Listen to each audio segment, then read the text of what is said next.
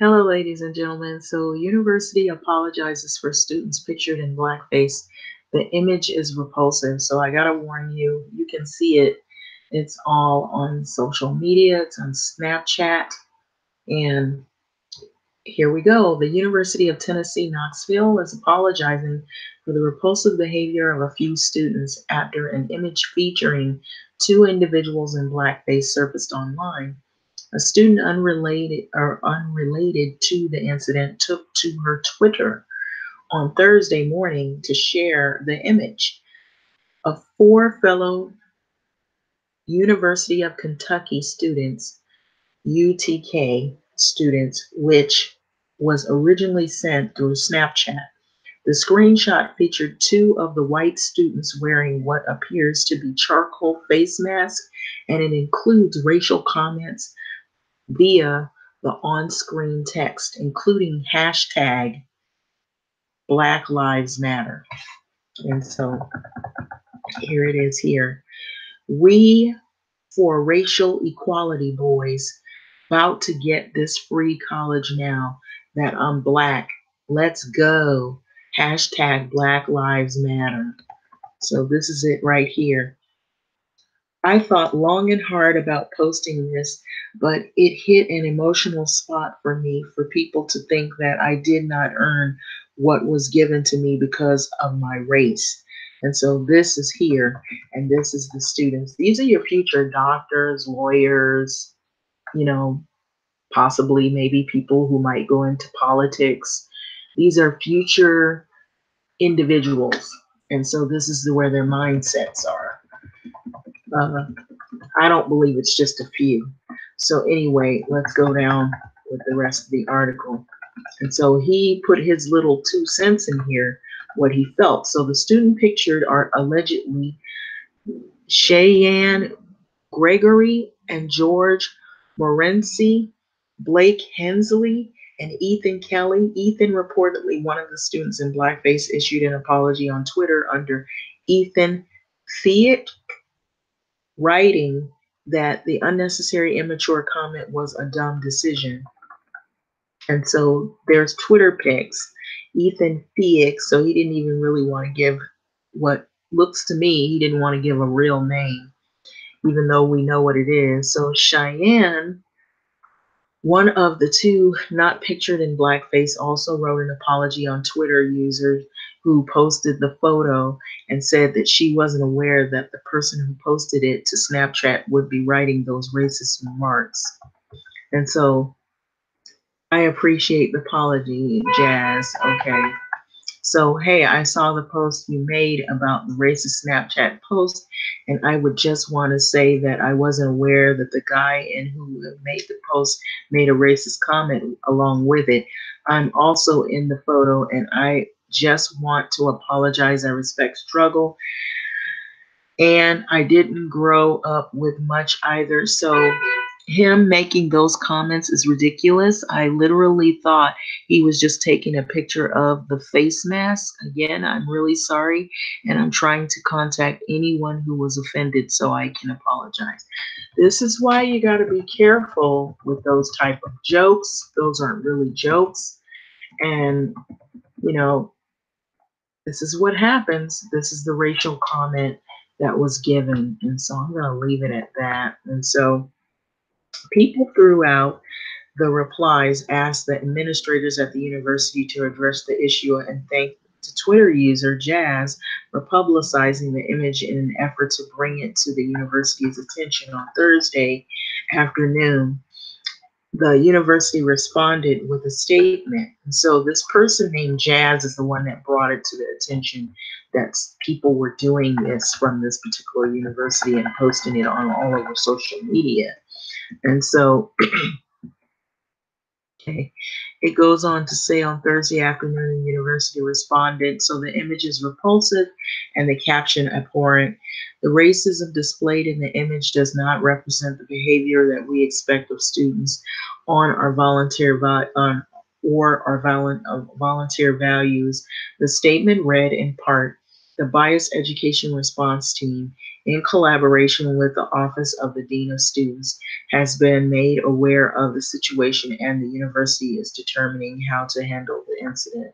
So the statement went on to clarify the federal law prohibits the university from disclosing the punishment of individual students. However, a petition created by the student named Misty McFentridge is calling for the school to enforce a zero tolerance policy towards racism and hate speech, and expelling the students in question as well.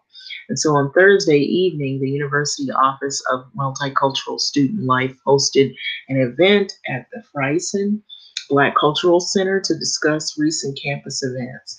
So University of Knoxville, or UT Knoxville, the racism displayed. So it's basically what I said. And then we encourage the campus community to join in reflection and conversation today at 5 at the Friesen Black Cultural Center. So whenever things like this happens, y'all, then you have all these little groups that want to step in and they want to try to work on trying to create a conference and solution behind all of this. But here you have it. And so I'm going to leave it here so you can see that we're not post-racial. We have not come a long ways just yet. What we have done is we have evolved now into other social and political issues where you have left and right, and you have people who are this way and that way, and then you have people who are for or against, or they're in opposition of one another for different reasons. And this is being one of them. Racial events that have happened that have occurred recently, where you have like rappers T.I. and you have some other well-known people in the hip hop industry who recently took to social media to protest against some of the sweaters and things that were being produced that showed this display of disdain and racism towards people who are black, by having a sweater sell for I think 800 or 900 on social media, where they were trying to sell it on, I believe, Amazon and eBay.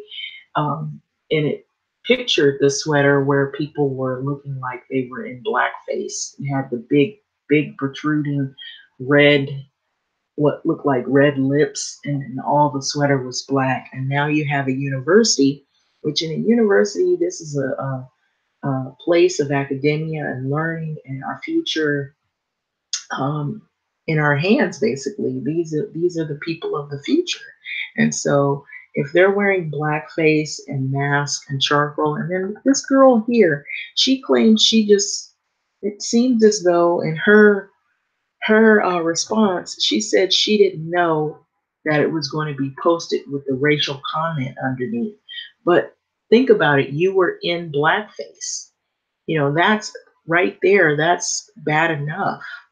But to try to get off and skate off by saying you didn't know that the racial comment was going to be aligned with it, I don't think that sits well for me. What do you guys think?